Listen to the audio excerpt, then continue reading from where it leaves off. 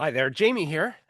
Here at Task Harbor, where every task sails and every signal comes home. I wanted to talk about the harbor forecasts.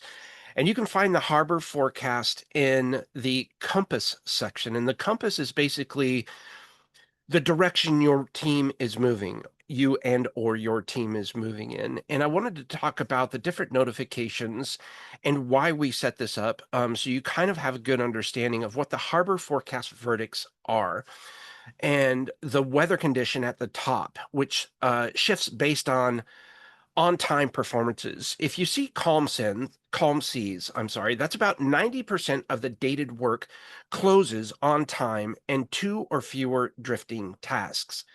If you see fair winds, light chop, that's 85 to 89% of on-time performance. It's minor trouble, but it's very manageable. If you see that the squall is building, that means you're below 85% of on-time tasks, and work is trending, starting to fall behind a little bit. If there is nothing to read yet, that's not enough closed or dated work to calculate any kind of a harbor forecast verdict. The standing alerts are real-time issues on the harbor shown in orange. Unknown open tasks, how many of the open work has nobody carrying it? Or maybe no department is assigned to that particular task. How many open tasks aren't assigned to a department? There's also migration landing alerts. So when a board import leaves incomplete setup shown in orange, that means they don't have an owner. It was brought across tasks missing an owner. It may not have a department, so it was brought across with no department assigned and not started, meaning that the tasks that you brought across still are not charted or not begun, or they're still in charted and the work has not been started on those. The definition of drifting, which is also shown in the footer, is a task counts as drifting when it's either past its due date or nobody has touched it for 5+ working days, and weekends don't count.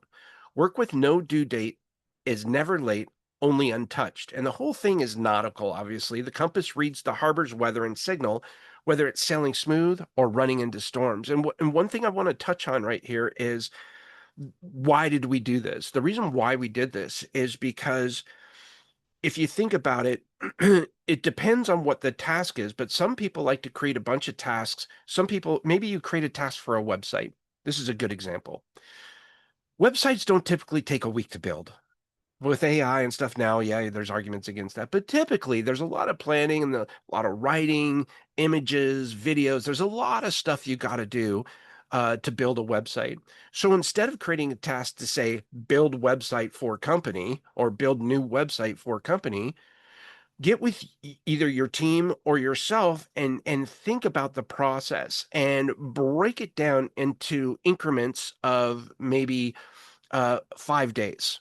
So instead of saying build a website, maybe write the copy for the homepage, right? The due date is in, 5 days from now. Why this is important. If you take something and you create a due date that is a month or 2 months out, what happens in a month or 2 months? Seriously, if you think about it, fires come up, other projects take priority, and all of a sudden you start drifting. The squall becomes a little bit more evident. The goal here for Task Harbor is to make you more efficient, more effective, keep things light, and have some fun with this.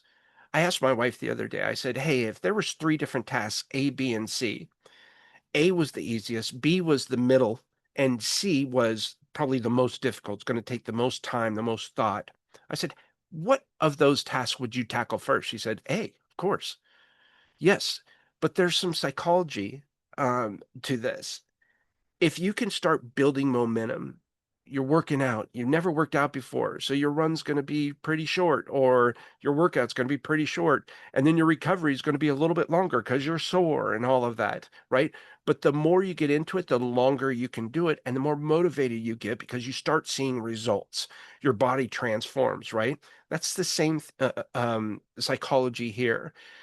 If you have task A, B, and C, tackle that first task that's really simple. That second task that's a little more manageable, a little more difficult, but now you have some momentum and you have uh, um, some experience under your belt so that when you move into C, which is going to be the most difficult, you have already some success behind you. So your brain's going to say, I can do this, right? It's the same way in Task Harbor. And so I wanted to take a moment and explain my thought process for this and hope you enjoy this. Again, with Task Harbor, every task sails, every signal comes home, and I really hope you enjoy the process of Task Harbor. Have a great one. We have more videos coming soon.